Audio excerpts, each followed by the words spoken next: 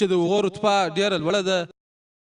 نو زه دا پوښتنه کول غواړم چې په دې کې د صوفیزم منونکي بیخي ډېر شاعران شته، لکه امیر خسرو او غالب دی. هغه وایي یو ته خو یې په نړۍ کې صنمه، نو بیا دا هنګامه د خدایي څه شي ده. په دا ډول سره د خدای تصور کوونکو شاعرانو ته د اسلام قبول کوونکي هغه مني او که یا که تاسې ماته دا لږ ووایاست. د دې ورور پوښتنه ده چې دی شاعر هم دی، شعر لیکي، چې کم شاعران چې شعر لیکي، او منوهر ورور هم دا دی شاعر دی. دی وایي چې کله یو شاعر د خدای تصور وړاندې کوي په خپل شعر کې، په خپله لیکنه کې، نو آیا ته منې چې دا صحیح دی او که غلط دی؟ هر لیکوال، هر شاعر چې د خدای تصور بیانوي په خپله شاعري کې یا په خپله لیکنه کې، که چیرې هغه د قرآن مطابق وي، د الله د رسول مطابق وي، نو هغه سم شاعر دی، سم شعر دی او سم لیکنه ده. لیکن که چیرې هغه د قرآن خلاف او د صحیح حدیث خلاف، نو هغه غلط دی. په دغه خاطر ما په خپله وینا کې وویل چې یو توحید اسماء الصفات، که چیرې هغه توحید اسماء الصفات، توحید ربوبیه او د توحید العباده خلاف نه وي، نو بیخي ښه خبره ده. لیکن اکثره وختونه شاعر پر بله خوا ولاړ سي، د خدای په تصور کولو سره پر بله خوا ولاړ سي او شرک وکړي. لیکن که چیرې هغه د قرآن مطابق وي او د صحیح حدیث مطابق وي، نو بیخي صحیح دي. او دا څونه شاعران چې زه خپله شاعر خو نه یم او نه لیکوال یم، نه په شاعري پوهېږم، خو چې دا څومره شاعران دي، تر ټولو ښه شاعر چې د الله سبحانه وتعالی په باره کې ویلي دي او د اسلام پیغام بیان کړی دي، هغه دی علامه اقبال. په همدې خاطر پرون یوه ناسته وه، شکوا به جواب شکوا، چې د علامه اقبال و ماشاءالله هغه شکایت کړی و د خدای څخه، لکه څنګه چې هر انسان شکایت کوي. ډېرو خلکو فتوا باندې ورکړی و چې کافر دی.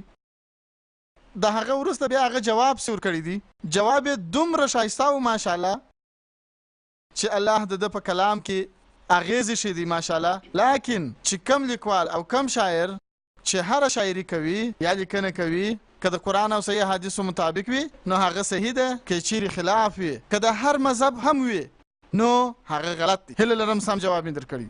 په دوم نمبر مای کې که یو غیر مسلمان ورور نو پوښتنه دې وکړي. بلې و اخر مې دا دی نوبت راورسېدی چې پوښتنه وکړم، او دا زما پوښتنه د نن د موضوع سره ډېر اړخ لګوي. هغه داسې ده چې د الله تصور په مختلفو مذاهبو کې چې تاسو ورباندې بحث وکړئ. زما پوښتنه ده، تاسو یادونه وکړه د 112 سورت، او تاسو وویل چې دا آیاتونه ازموینه ده د هر مذهب د خلکو دپاره او د هر چا دپاره چې په دې ازموینه کې باید کامیابه سي.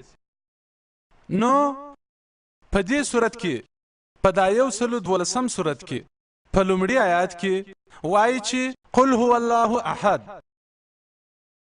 ما چې په دې آیات کې پلټنه کړې ده، نو احد دا معنا نه ورکوي چې یوازې یو، د دې معنا ده یو د هغو څخه.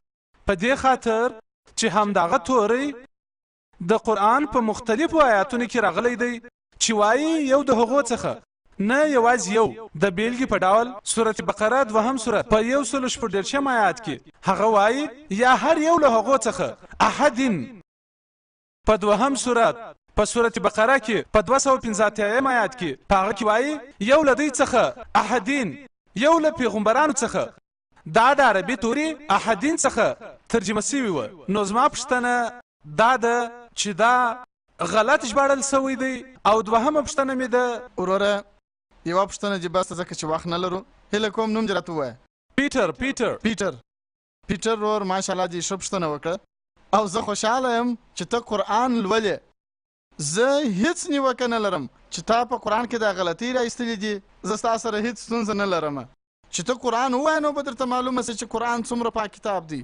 د دې ورور جان پوښتنه ده په سورت اخلاص کې 112 سورت چې ما ویل دي چې دا یو ازموینه ده د تیالوجي دپاره، چې د هغه لومړی آیات دی قل هو الله احد. ووایه چې الله یو دی. دی وایي چې د احد معنا یو نه دی، د احد معنا ده یو د دوی څخه، یو د هغو څخه، یو نه دی، یو د هغو څخه دی. دا لفظ یو نه دی. او د یو بله حواله هم ورکړله د سورت بقره د 2 سورت، او نور حوالې هم ورکړې او تاسو چې کله د سورت بقره د آیات خبره کول په هغه کې احد دم یعنی یو د هغو څخه احد یوازې یو سید چې تاسو په قرآن نه پوهیږئ خو په سورت اخلاص کې په سورت نمبر 112 په لومړي آیات کې قل هو الله احد نو ولي احد دم که چیرې تاسو احد دم وایاست معنا یو د هغو څخه نو احد دم معنا یو د هغو څخه او احد معنا یو نو تاسو خپل پوهیږئ چې دا دواړه توري لکه په سورت اخلاص 112 سورت لومړي آیات کې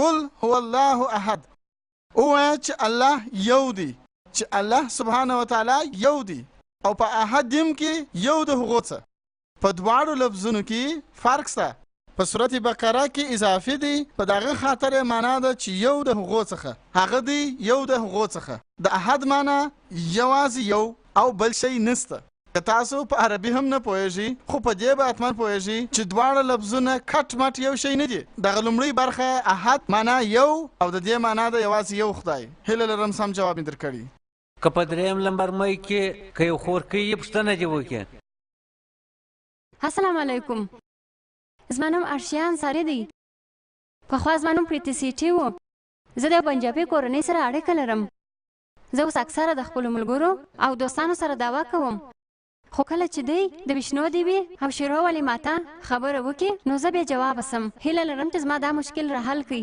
چې بیا زه دې ته دعوت وکم مننه دا خور پوښتنه وکړه که زه سم په پوهېدلې وم دا وایي زه دعوت کوم او اسلام مې قبول کړی دی ماشاءالله الله دې تاسو ته هدایت وکړي تاسو دا پوښتنه وکړه چې د وشنو دیوي د منونکو سره څنګه دعوا وکم چې هغه مني او تاسو ویل چې د هغوی سره څنګه دعوا وکړي که وشنو دیوي په مخه درسي نو به دعوا ورسره وکړي چې په مخه در نسي نو څنګه به دعوا ورسره کوي لکه په څنګه طریقه سره چې نن زما د وینا یوه برخه وه د خدای تصور په هندو مذهب کې په دې مذهب کې تاسو ورته ووایاست چې تاسو کله وید ولولئ په وید کې لیکلي دي یجوروید دوجیشم فصل درېیمه جمله کې نتسې پتیما استی د هغه خدای هیڅ عکس نسته هیڅ انځور یې نسته هیڅ تابلو یې نسته هیڅ رسم یې نسته هیڅ بت یې نسته هیڅ مجسمه یې نسته هیڅ رسامي یې نسته نو دا وشنو دیوي چې خدای ګڼي د دې مجسمه کېدای نسي دا چې دا خلکو د نورو کتابونو مطالعه کړې ده چې د هندو مذهب کښته کتابونه دي لیکن چې کله هم د هندو مذهب په ځینو کتابونو کې ټکر رامنځته کیږي د وید و خبرې ته تر هغوی اعتبار ورکول کیږي ځکه چې دا تر ټولو لوړ کتاب دی نو که په وید کې تاسو وګورئ په وید کې هیڅ ځای هم نه دی لیکلي چې د خدای عکس ته په هندو مذهب کې دوه ډوله کتابونه شته یو دی شروطي او بل دی سمرتي شروطي معنا هغه کتابونه چې د ایشور د خوا سره راغلي دي سمرتي معنا هغه کتابونه چې انسانانو لیکلي دي نو د انسانانو په کتابونو کې لاسوهنه شوې ده او په دې کې ډېر داسې شانس شته چې د هغه د شروطي خلاف دی نو تاسو چې کله مطالعه کوئ و هغوی ته دا ووایاست چې دا په شروطي کې نه دي لیکلي شروطي معنا وید او اپنیشد چې تاسو کله یو ماخذ ورته وایاست لکه څنګه چې ما په وینا کې وویل په هغه طریقه سره انشاءالله تاسو خپلو دوستانو ته دا دعوت ورکولی شئ چې د ایشور هیڅ پرتیما نشته هیڅ عکس یې نشته هیڅ مجسمه یې نشته هیڅ بت یې نشته پرتیما چې زه درته وایم عکس چې هر شی هغه په پرتیما کې راځي د ډبرې عبادت کول حرام دي لکه څنګه چې ما وویل په یجوروید کې په 40 فصل په 9مه جمله کې انداتم وویشنتی یا اسمبوتی مپاسته پر غلطه لار هغه خلک روان دي هغه خلک چې د قدرتي شیانو عبادت کوي که هغه هوا وي اور وي او یا اوبه وي او هغه خلک تر هغه لا پر غلطه لار روان دي چې د جوړ شوو شیانو که هغه میز وي که هغه چوکۍ وي که بت وي او یا ډبره تراشلې وي د دې ټولو عبادت کول په یجوروید کې په 40 فصل په 9مه جمله کې حرام ګڼل شوي دي نو د ډبرې عبادت کول هم حرام دي په اسلامي مذهب کې حرام دي په هندو مذهب کې هم حرام دي که تاسو هغه ډبره وتراشي او که نه تراشي عبادت یوازې باید چې د خدای وسي او د هغه خدای هیڅ حق نشته تاسو هغه خدای نه سئ لیدلی په دې نړۍ کې په خپلو سترګو هغه نه سئ لیدلی دا راغلي دي په انجیل کې او په قرآن کې هم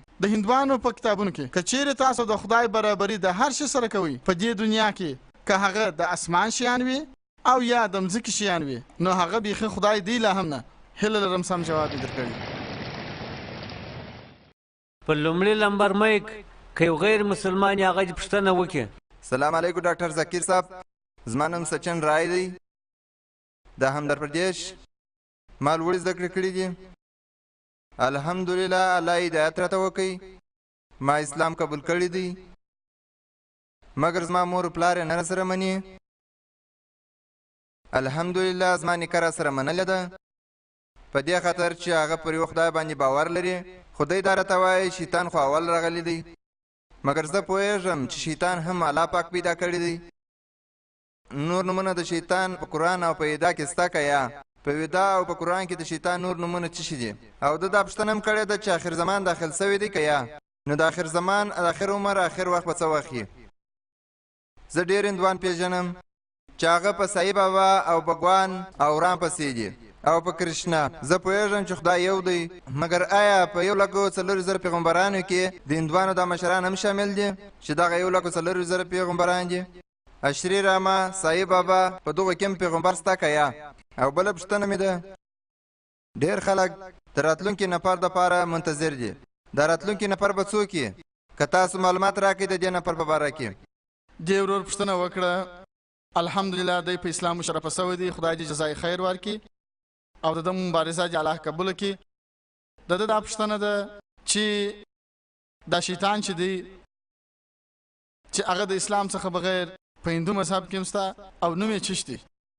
او بله پوښتنه یې ده آیا آخره زمانه پیل سوې ده؟ او درېیمه پوښتنه یې ده چې آیا موږ شری رام په پیغمبر منلی سو؟ او څلورمه پوښتنه یې ده د راتلونکي کس په باره کې.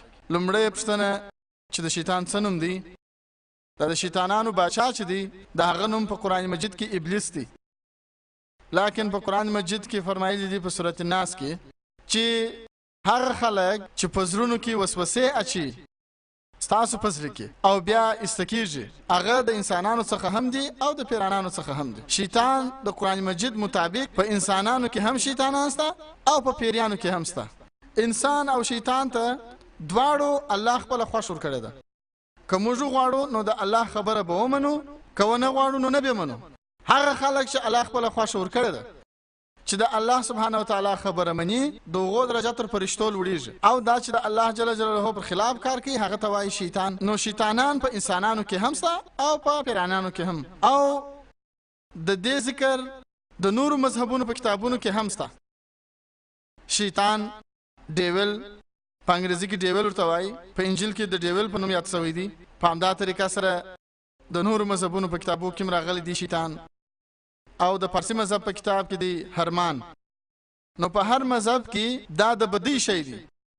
که شیطان ورته وایي، که ډیول ورته وایي، که ابلیس ورته وایي. ستاسو دوهم سوال دی اخري زمانه. ستاسو درېیمه پوښتنه ده چې موږ شری کرشن شری رام په پیغمبرانو ومنو او که نه؟ محمد صلی الله علیه وسلم فرمایي صحیح حدیث دی په مشکات المصابیح کې په درېیم کتاب کې په حدیث نمبر 353 کې بیا ذکر راغلی دی په مسند احمد کې په 255 او 266 مخ کې د الله رسول فرمایي چې الله سبحانه وتعالی و دې مځکې ته 1,40,000 پیغمبران استولی دي. لیکن په نامه سره په قرآن مجید کې یوازې د 25 ذکر شوی دی.